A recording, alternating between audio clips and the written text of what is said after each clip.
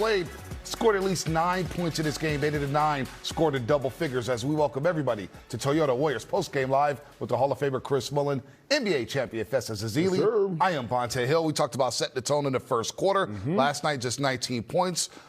Putrid shooting in that first frame. Tonight, they scored 34. They followed up with a 40-point quarter, and the ball was hopping around tonight, Fezzi. The way you set the tone in the first quarter is by scoring, yes, but ball movement, playing some defense. I thought the Warriors did that. The beautiful thing about this game tonight, they scored 34 points in the first quarter, and from there it was just a show, right? It's 40 points in the second quarter. You had 22 and 37 in the fourth quarter.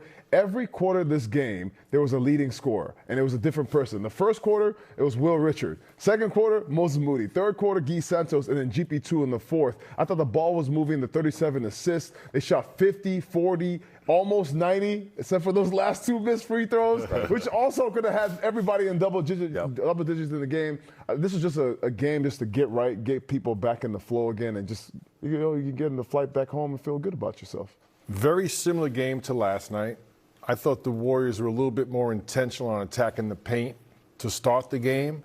I think they knew they could score in the paint easily against this Grizzlies defense, but more importantly, not overdoing on the three-point shots. In turn, the efficiency numbers off the charts: 53 from the field, 41 from the three-point line, and 89 from the free throw line.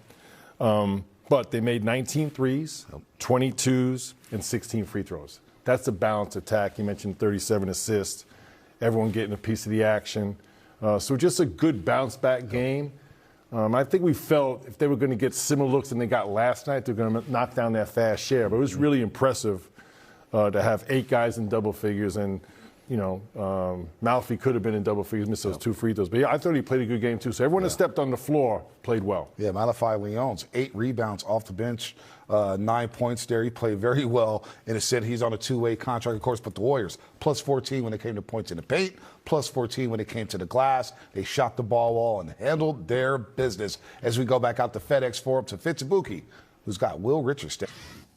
All right, Fitzabuki, safe travels to you guys and the rest of the roster out there. They'll get a couple days off before taking the Lakers on at Chase Center Saturday evening. That's a big 2-game stretch. Lakers Saturday night, Clippers on Monday. But let's revisit this game because really it was nip and tuck about 14 minutes through the game. But look, the Warriors, I thought they set a good total in the first quarter, 34 points.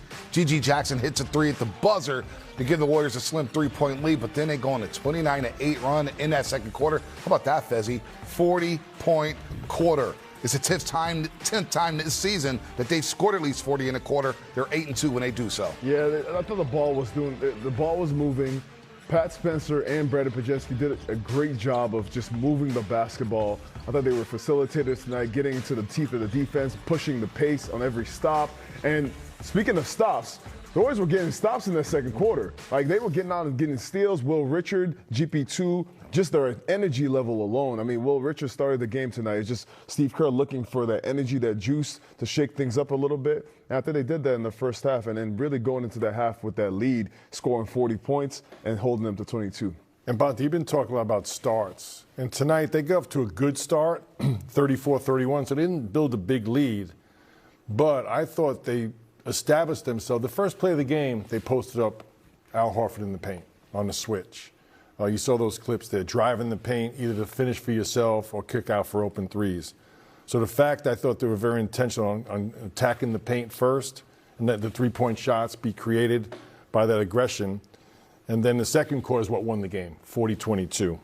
Interesting stat. Both teams had 16 turnovers, but the Warriors are plus 19. So that shows the activity, the aggressiveness in the open floor. So that's usually a big number for the Warriors, but they've struggled. Even when they force turnovers, they haven't getting those big numbers, that separation. So to me, I thought that was a big number. Obviously, the fast break points because of that go up. Second chance points. They just all the hustle points went the Warriors' way.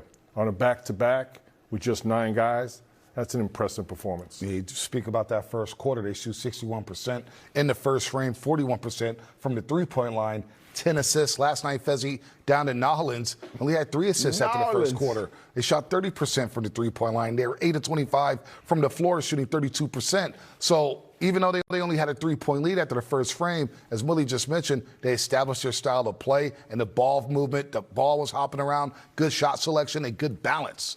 I got to give some credit to, Will Richard. I got to give some credit to Guy Santos. I got to give a lot of credit to Brandon Podziemski tonight. I think he did a great job starting the game, being a ball mover, making quick decisions. And guys got involved in the flow in the first quarter. And then with Steph out the game, with all these other guys, all these scores, you need everybody to be in the game and to play together. This is one of those games where the sum of the parts is greater than just the sum of the individual parts. Some of the individual parts is greater than the sum. However way you say that. I just really enjoyed watching Pods tonight. He's been on fire, but tonight I think Pods came back and he was aggressive. He got people involved. He was hitting shots, making extra plays. Pods has been special. We talked about him having back-to-back 15 rebound games. Well, this was another game where he came in, and he was just getting everybody involved. How about that for the birthday boy? 23 years young, Willie. 19 a night, 8 rebounds, 6 assists. His 7th straight game with 10-plus points. He gets to start tonight. The Warriors, look, this was their 26 different starting lineup, but he goes in seamlessly, gets the team off to a good start, and he produces his 3rd consecutive solid night. Yeah, flirting with a triple-double. You see the 8 rebounds there. So just a nice performance by Pods. But to me, as a group, all 9 guys that played well. And to me, that's important because they also played together. 37 assists, the high efficiency numbers. Now you need to maintain that type of play when you get healthy. So I think it's a positive step in the right direction to putting this team back together to make a run these last 24 games or so. Well, let's break down the ball movement here, leading to those open shots against the Memphis Grizzlies here. We broke it down in our pregame show, the open shots they missed last night. They're ice cold against New Orleans at the Smoothie King Center. Well, tonight they took advantage of those open shots. You see Will Richard. Last night he did a tip the field goal, Bully. Tonight he goes crazy in the starting lineup, 9 of 15, 21 points. He's actually scored a double figures in 3 of his last 4 games. So they took advantage of those open looks tonight against Memphis. But also you see all these shots are created by dribble penetration. Here's Al with the step-in 3 on the trail. But Bonte, as we mentioned in the first quarter last night, not only were they missing open shots, they were not finding the rhythm because of the turnovers in the first half. Tonight, a much better job of creating shots for each other. If you watch those clips, those are rhythm shots. If you're reading the game, reading the music, that's a shot created, and it's in rhythm. There's no question that shots should be taken as opposed to hesitation, over-dribbling. So that's why I think as a group, this is a great game to move forward with, especially when Steph and Draymond and hopefully Porzingis get back on the court. When I watch a game like this, I think so much about, having 5 guys who can shoot on the floor at the same time. And, the saying, I had to look it up on my phone, it's the whole is greater than the sum of its parts. and this is what it looks like when you play like this. When everybody's aggressive, Malafai comes into the game, and he was aggressive off jump. Like, he was getting rebounds. He had 8 rebounds tonight. He was getting shots. He had the one in the corner, Mully, where we were laughing. Like, he was standing behind the teeth of the defense, and the defense doesn't pay attention to him, but Pat sees him and throws it right to him. Everybody was on a string. It felt good to watch the team just kind of be on the same page.